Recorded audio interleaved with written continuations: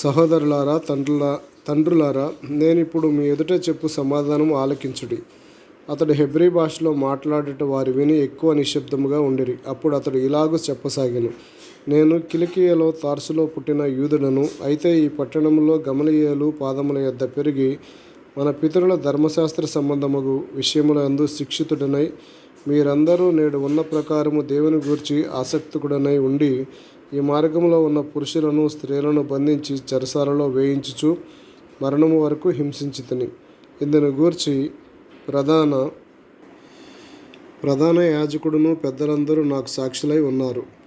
నేను వారి వలన సహోదరుల యొద్దకు పత్రికలు తీసుకుని దమస్కులోని వారిని కూడా బంధించి దండించుటకై యెరూషలేమునకు తేవలనని అక్కడికి వెళ్ళితిని.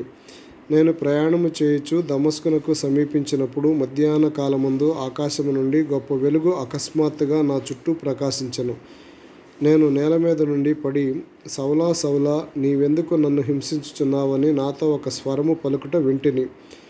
అందుకు ప్రభువా నీవెవడవని అడిగినప్పుడు ఆయన, నేను నీవు హింసించుచున్న నజరేయుడునగు యేసును అని నాతో చెప్పెను. నాతో కూడా ఉన్నవారు ఆ వెలుగును చూసిరి గాని నాతో మాటలాడిన వాని స్వరము వారు వినలేదు. అప్పుడు నేను, ప్రభువా నేనేమి చేయవలనని అడగగా, ప్రభువు, నీవు లేచి దమస్కులోనికి వెళ్ళుము. అక్కడ నీవు చేయుటకు నియమించబడినవన్నీయు నీకు చెప్పబడునని నాతో అనెను. ఆ వెలుగు యొక్క ప్రభావం వలన నేను చూడలేకపోయినందున నాతో కూడా ఉన్నవారు నన్ను నడిపించగా దమస్కులోనికి వచ్చితిని. అంతటా ధర్మశాస్త్రము చొప్పున భక్తిపరుడును అక్కడ కాపురమున్న యూదులందరి చేత మంచి పేరు పొందినవాడు అయిన అననీయ అను ఒకడు నా యొద్దకు వచ్చి నిలిచి, సౌలా, సహోదరా, దృష్టి పొందమని నాతో చెప్పగా, ఆ గడియలోనే నేను దృష్టి పొంది అతనిని చూచితిని. అప్పుడు, మన పితరుల దేవుడు తన చిత్తము తెలుసుకొనుటకును ఆ నీతిమంతుని చూచుటకును ఆయన నోటి మాట వినుటకును నిన్ను నియమించి ఉన్నాడు. నీవు కన్నవాటిని గూర్చియు విన్నవాటిని గూర్చియు సకల మనుషుల ఎదుట ఆయనకు సాక్షివై ఉందువు. కనుక నీవు తడువు చేయుట ఎందుకు? లేచి ఆయన నామమును బట్టి ప్రార్థన చేసి బాప్తిస్మము పొంది నీ పాపములను కడిగివేసుకొనమని చెప్పెను. అంతటా నేను యెరూషలేమునకు తిరిగి వచ్చి దేవాలయంలో ప్రార్థన చేయుచుండగా పరవశుడనై ప్రభువును చూచితిని. అప్పుడు ఆయన, నీవు త్వరపడి యెరూషలేము విడిచి శీఘ్రముగా వెళ్ళుము. నన్ను గూర్చి నీవిచ్చు సాక్ష్యము వారు అంగీకరింపరని నాతో చెప్పెను. అందుకు నేను, ప్రభువా, ప్రతి సమాజ మందిరములోనూ నీ యందు విశ్వాసించు వారిని నేను చెరసాలలో వేయుచు కొట్టుచు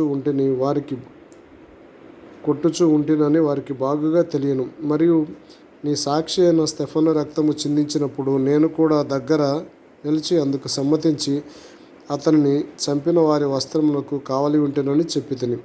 అందుకు ఆయన, వెళ్ళుము, నేను దూరముగా అన్యజనుల యొద్దకు నిన్ను పంపుదునని నాతో చెప్పెను.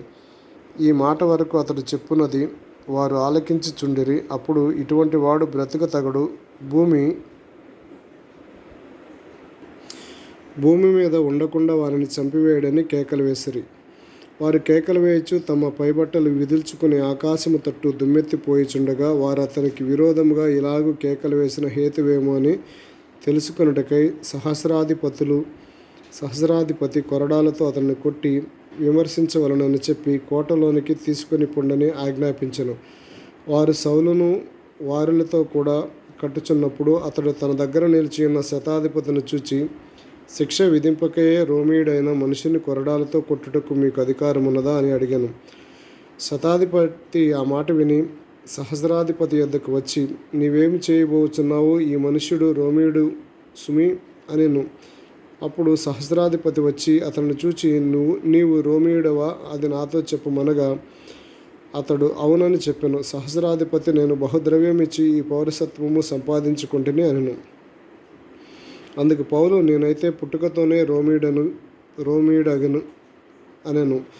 కాబట్టి అతన్ని విమర్శించబోయిన వారు వెంటనే అతన్ని విడిచిపెట్టిరి. మరియు అతడు రోమీయుడని తెలుసుకున్నప్పుడు అతన్ని బంధించినందుకు సహస్రాధిపతి కూడా భయపడెను. మరునాడు యూదులు అతని మీద మోపిన నేరమేమో తాను నిశ్చయముగా తెలుసుకొనగోరి సహస్రాధిపతి అతన్ని వదిలించి ప్రధాన యాజకులను మహాసభ వారందరూ కూడి రావాలని ఆజ్ఞాపించి పౌలును తీసుకుని వచ్చి వారి ఎదుట నిలువబెట్టెను.